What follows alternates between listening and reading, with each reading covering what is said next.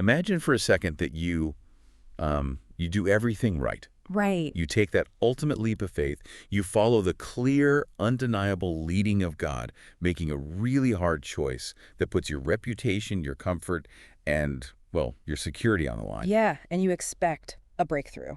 100%. You expect that, that vending machine of morality to dispense the blessing. Yeah. But instead, the machine just falls on top of you. You are thrown face first into the mud, beaten by the state, and your own community turns around and blames you for the disaster. It is a brutal scenario. It really is.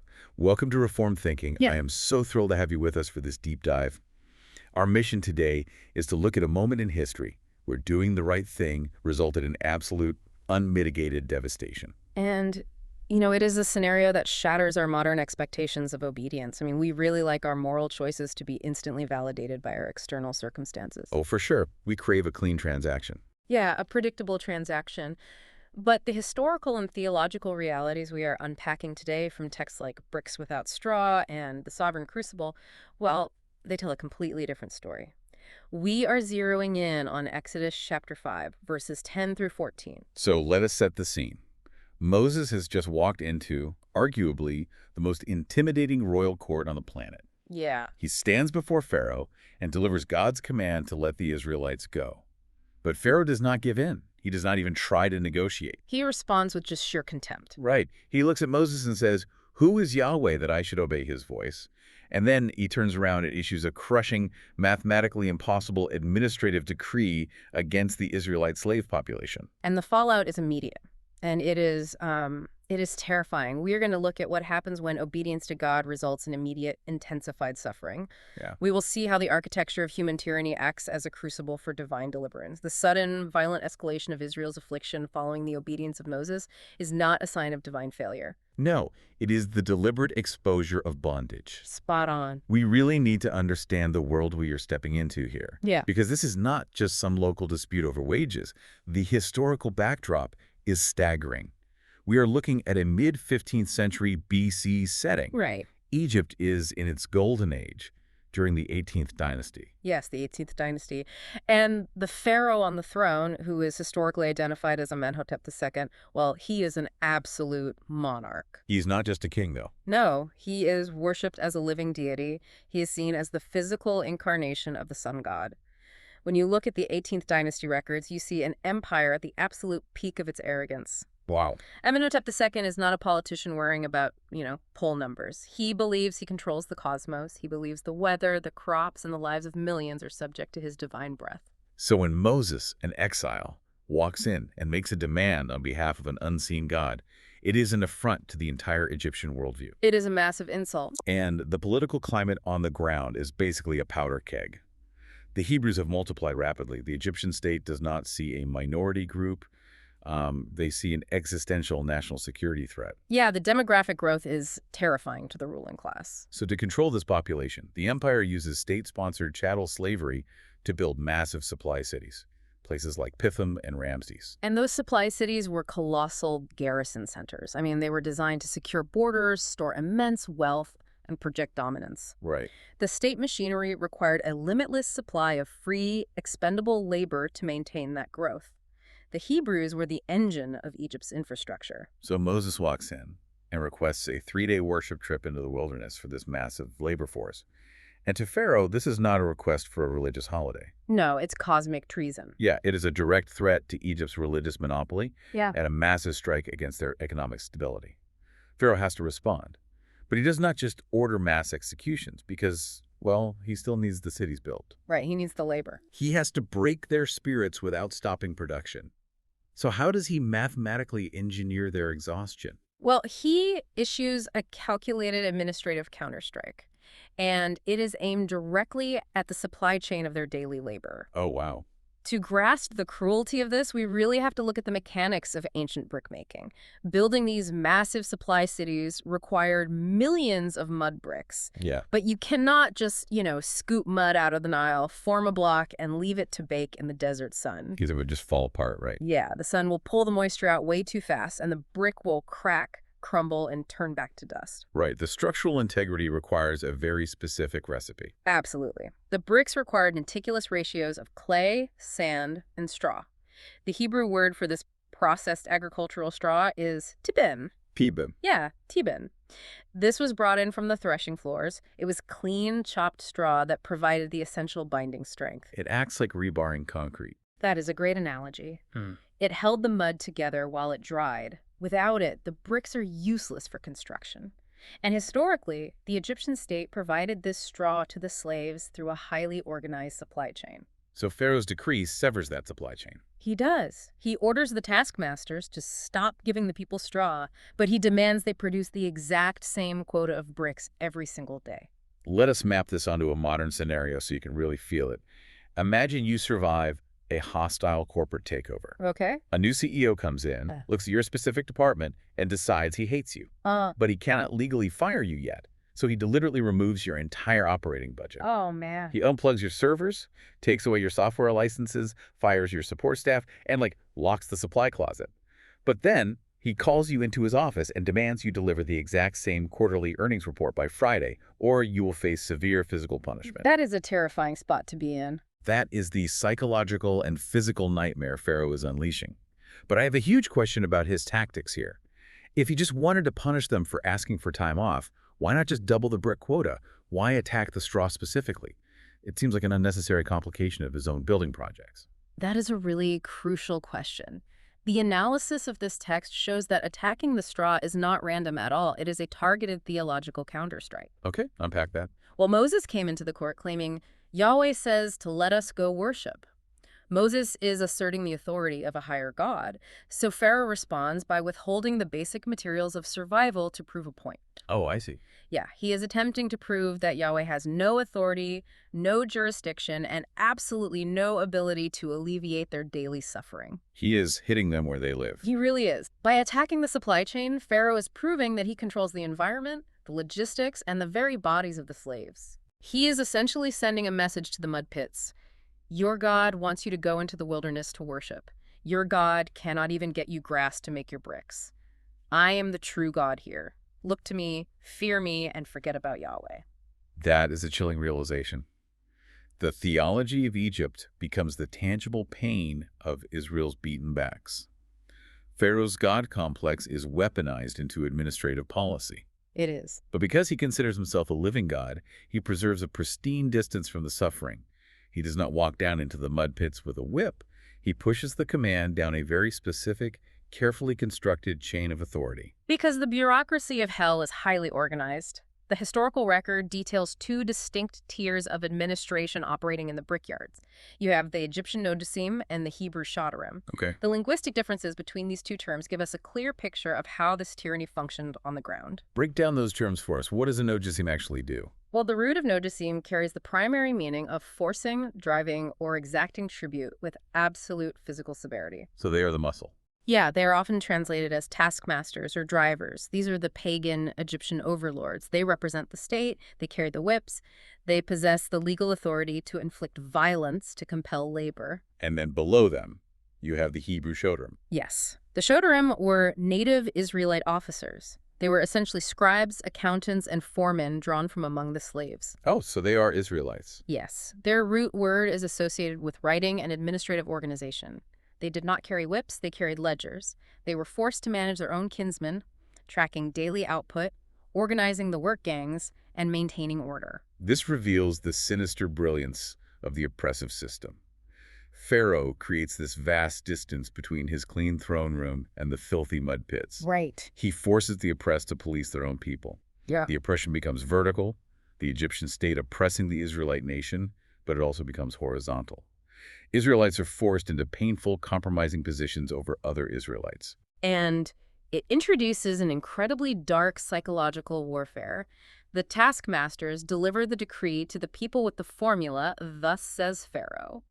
Oh, wow. That phrasing. Yeah, think about the weight of that phrase. It is a blasphemous parody of the prophetic formula, "Thus says Yahweh." That is wild. The entire conflict of the Exodus is framed as a direct theological war of words long before it becomes a war of plagues or a parting of the sea. Two voices are competing for absolute authority in the minds of the slaves. Let us pause and think about the mental state of these Hebrew officers, the shodarim. I find their position completely agonizing. It is devastating. They're stuck right in the middle of this machinery. They're trying to protect their own people, their cousins, their brothers, while simultaneously appeasing a totalitarian regime that wants them dead. This is the definition of a no-win scenario. Yeah, there's no way out for them. So how does this vertical oppression, Egypt, pushing down on Israel with impossible quotas so successfully breed horizontal division, pitting Israelite against Israelite? To understand that, we have to look at the psychology of trauma and abusive systems. Tyrannical systems are designed to isolate people. Okay. Heavy, impossible burdens make communities suspicious of one another. When people are exhausted, starving, and terrified of being beaten, they simply do not have the emotional or physical bandwidth for solidarity. They cannot form a union. No, they turn inward for basic survival. You're describing a state of complete survival mode where the horizon shrinks to the next hour. That is it. The taskmasters keep the pressure so high, threatening violence for missed quotas, that the Hebrew officers are forced to scream at their own people just to keep everyone alive. That is so dark. The foreman has to push his own brother to the point of collapse, knowing that if the brother rests, they both get beaten by the Egyptians. This deliberately sets the stage for the Israelites to later turn around and bitterly blame Moses and Aaron. It shatters their unity. Yeah, it is a classic tactic of affliction. The system wearies the people until they misread the situation, misplace their anger, and quarrel with the very people sent to help them. So the system is working just as Pharaoh intended. The administrative setup immediately leads to the physical execution of the decree. The taskmasters announce that no straw will be given, and the entire nation is pushed into a state of chaotic exhaustion. We see this vividly in verses 11 and 12. Right. Pharaoh commands them to go find straw themselves, declaring that not a single word of their daily work shall be diminished. And the Hebrew text paints a devastating picture of this moment. Verse 12 uses the verb wayapes, which is usually translated as they were scattered. Scatter. But this is not a casual dispersal like a crowd leaving a stadium. This word denotes a violent, chaotic, fragmented dispersion. Oh, wow. Our historical analysis points out that the same root is used in Genesis to describe the judgment at the Tower of Babel. The covenant people are fragmented. They are not gathering for worship or community. They are violently dispersed across the Egyptian landscape just to survive another day. And the physical reality of what they're gathering is heartbreaking. The text draws a very sharp contrast between the two Hebrew words for the materials involved. Yeah. Earlier, we talked about tabin, the clean, processed agricultural straw that actually works for brickmaking. Yes. That is what was denied to them. What they are forced to scavenge for is called quotas. The distinction is vital to understanding their agony. Quotas is the worthless, sharp stubble left in the field after the harvest is completely over. So it's just trash. It is. It is the hard, brittle stalk near the roots. It's the refuse destined only to be burned in the fire. I want you listening to picture this. Yeah. Try to visualize the physical toll. The descendants of Abraham, the heirs to the cosmic promise of God, are on their hands and knees in the blistering heat. Yeah. They're dragging their bare hands through sharp, dry, unyielding stalks. They are slicing their fingers open, bleeding in the dirt, to gather refuse that offers zero structural integrity for the bricks they are forced to make. It is a fool's errand enforced by the threat of death. It is the ultimate humiliation of a conquered people. They are scavenging the post-harvest remnants of an empire that openly hates them. Man. And while they are out there bleeding in the fields, the Egyptian taskmasters are continuously stalking them, screaming at them to fulfill their daily quotas. The text describes the taskmasters using an active participle that means pressing, driving, or urging without end. They allow no pause. They accept no excuses. If you are listening to this on your commute or while you are working, think about how this mirrors the relentless demands of the world system today. Think about modern achievement culture. Oh, absolutely. We live in a society that demands constant performance, endless output, and perfect metrics. But at the same time, it strips away the very things that give human beings structural integrity. It strips away rest, quiet, community, and spiritual nourishment. We are asked to build massive lives with zero straw. And Pharaoh tells the slaves to go, which is a vicious mockery of Moses' request to let the people go into the wilderness. He offers a counterfeit release. That is so twisted. He essentially says, you want to go. Go into my fields, scavenge on my terms, exhaust yourselves for my empire. It's a fake freedom that actually tightens the chains around their necks. I think about the person working a 60-hour week who still cannot pay rent. Mm. That feeling of running on a treadmill that is moving too fast, where if you stop to catch your breath, you lose everything. Yes. That is the psychological equivalent of gathering stubble. Mm-hmm. You are cutting your hands to meet a quota that keeps rising. Your analogy captures the anti-Sabbath nature of Egypt perfectly. Pharaoh's system treats human bodies purely as raw material for imperial ambition. Right. The value of a human being in Egypt is measured purely by their daily economic output. The taskmasters use an intensive command toward the workers, kalu, meaning complete, finish. Kalu. Yeah. It admits no negotiation. Yesterday's suffering does not purchase a single ounce of today's compassion. When impossible standards meet human limitation in a system devoid of grace, the system always demands a physical price. And that price is paid in blood in verse 14. This brings us to the brutal climax of this specific narrative arc. Yeah. The Hebrew officers, the shoterim, are beaten because the daily quotas from yesterday and today were not met.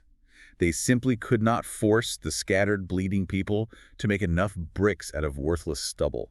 The phrasing in the original language here is chillingly precise, and we need to break it down. The verb used for they were beaten is weyuku. Okay. It is in what is called the hopeful passive stem. Let us break that down for the listener. What does a huffle passive stem actually mean in reality? We are not just talking about a casual backhand from a guard, are we? Not at all. In biblical Hebrew, stems tell you the intensity and the voice of the action. Passive means the subject is being acted upon, but the hopeful stem takes it to a causative, formal level. Oh, wow. It is rare and highly emphatic. It indicates formal, state-sanctioned wrath. This is not a crime of passion. This is not a guard losing his temper in the heat of the day. It is calculated. Yes, this is a mathematically calculated, court-ordered execution of violence. These officers are completely passive recipients. They cannot negotiate, they cannot shield themselves, and they certainly cannot fight back. They are simply crushed by the cold machinery of the state. And the cruelty is amplified by the sheer, unyielding math of the oppressor. The Egyptian taskmasters stand over these bleeding men in the mud and ask a rhetorical question. Right. They ask, "Why have you not fulfilled your task in making brick both yesterday and today as heretofore?" I look at that question, and it feels completely irrational to a sane mind. Why punish the victims for failing an impossible standard designed by the punisher? It is maddening. They know there is no straw. They know the stubble is useless. So why beat a man for failing to do what you made impossible? It is entirely irrational to a healthy mind, but it exposes the moral insanity of fallen human authority. A tyrannical system requires blood for a failed quota. Wow. It is a closed loop of legalism and violence. The question, why have you not fulfilled your task, is not an inquiry for information. It is an instrument of shame. It is a weapon. Well, yes, it is a weapon of accusation designed to crush the conscience alongside the body. The system wants the victim to agree that they deserve the beating. It proves definitively that human negotiation with Egypt is completely futile. You cannot reason with a system that demands your destruction. I put myself in the shoes of an Israelite in that moment. You are watching your leaders bleed in the mud. Moses showed up, spoke the word of God, and immediately everything got exponentially worse. Yeah, everything fell apart. The people are scattered, the foremen are beaten, and Pharaoh is sitting in his palace laughing. To the natural mind, looking at this scene, it looks like God has failed. It looks like the rescue plan collapsed on day one. From an earthly perspective, it is a complete catastrophe. But looking through a specific theological lens reveals a sovereign plan that is massive in its scope. Right. Our sources apply the Westminster Confession's doctrine of providence to this narrative, specifically Chapter 5. It said that escalation of affliction in the brickyards is not a failure of God's plan. It is not a mistake. No, it is the execution of his predetermined counsel. God bounds and utilizes the depraved hostility of wicked men like Pharaoh to accomplish his redemptive ends. I am going to push back heavily here. I need you to explain this carefully. Are you saying God deliberately used Pharaoh's arrogance as a pawn? That God intentionally allowed his own people to be tortured just to make a theological point? It sounds harsh. That sounds incredibly harsh. How do we reconcile that level of suffering with the idea of a rescuing God? I completely understand the friction there. It is a heavy reality to swallow. But we have to zoom out and look at the covenantal history. The text points back to the Abrahamic covenant in Genesis 15. Okay, right. God explicitly told Abraham that his descendants would be afflicted as slaves in a foreign land for 400 years before being brought out with great possessions. This moment in the brickyards is the agonizing climax of that 400-year prophecy. The Lord permits the tyranny to reach its most terrifying apex to expose human inability completely. Expose human inability. What do you mean by that? If the Israelites could have negotiated a better labor contract with Pharaoh, they would have stayed in Egypt forever. Oh, man. That is true. If Moses could have secured a 10% reduction in the brick quota and weekends off, the people would have settled for a slightly more comfortable bondage. God had to make Egypt totally unlivable so they would be willing to leave it entirely.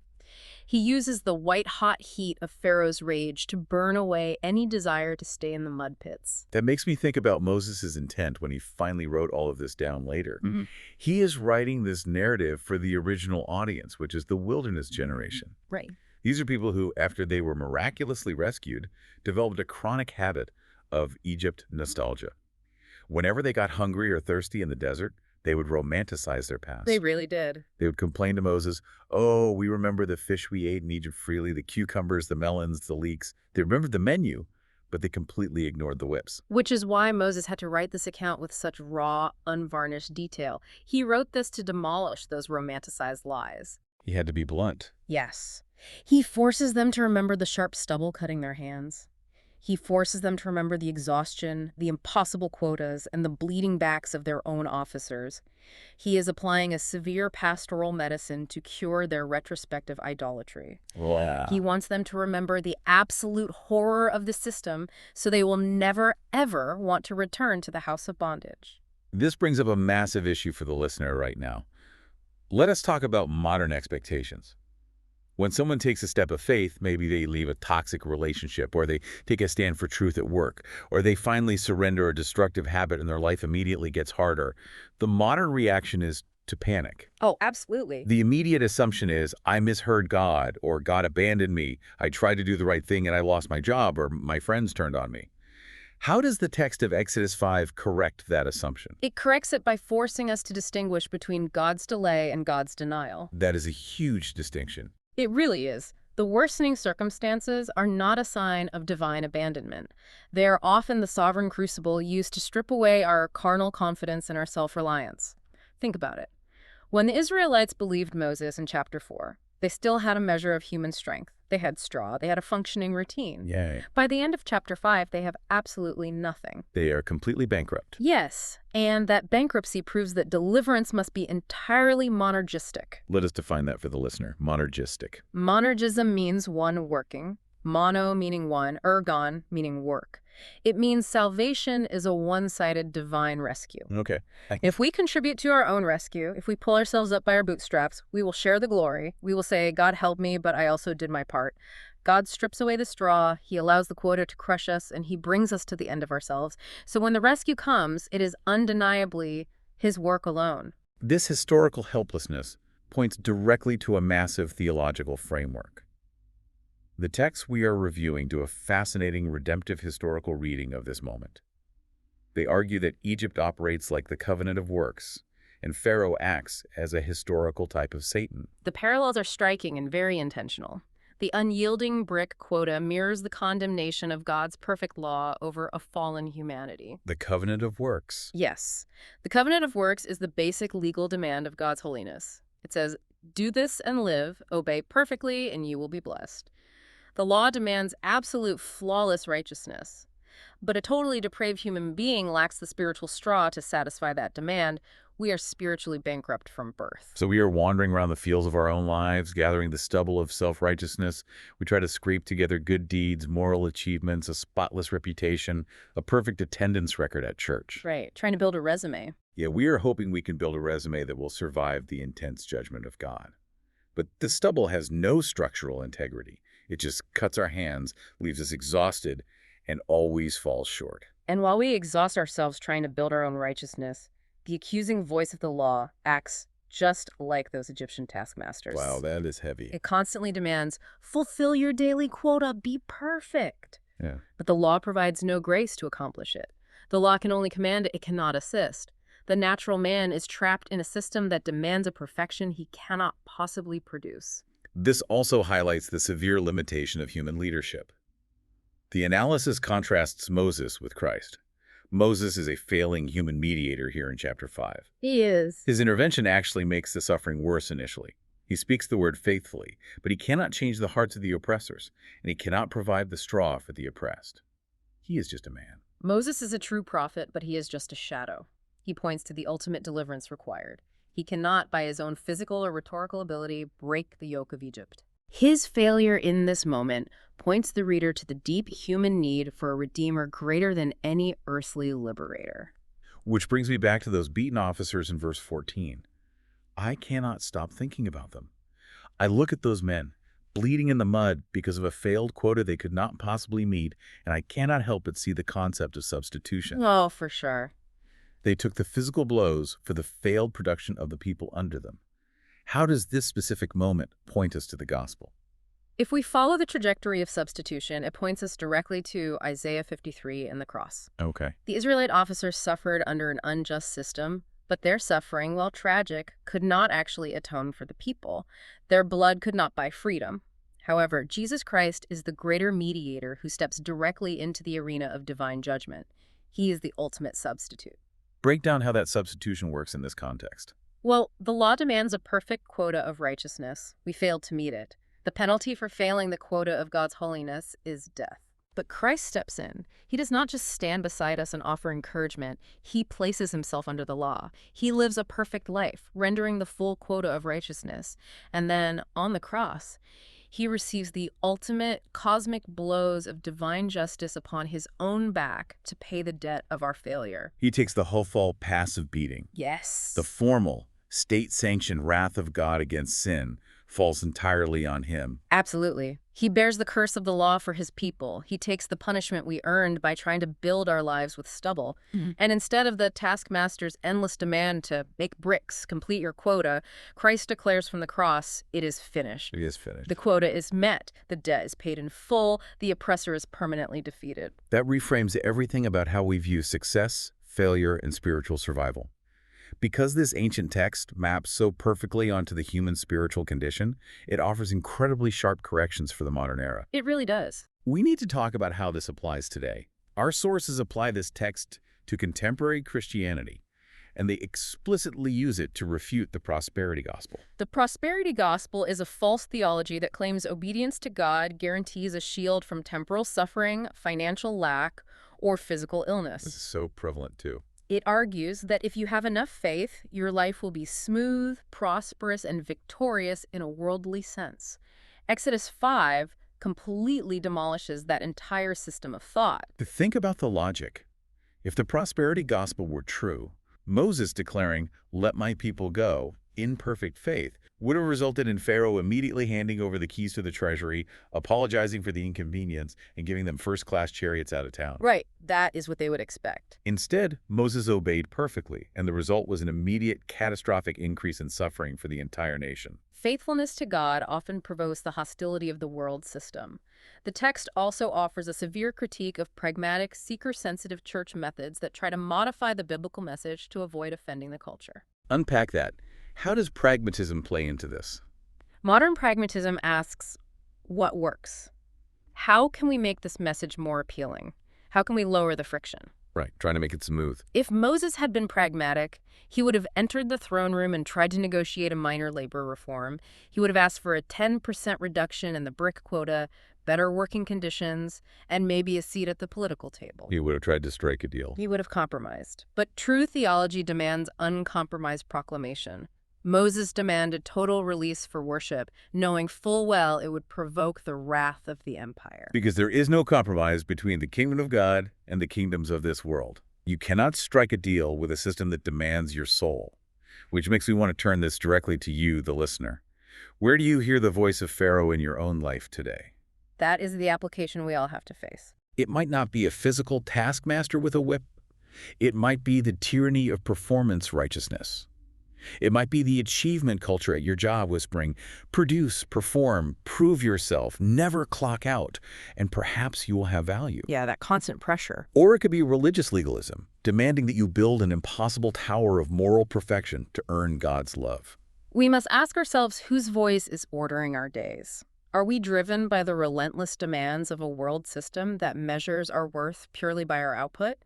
Or are we resting in the finished work of Christ? And furthermore, we have to look at how we handle internal pressure.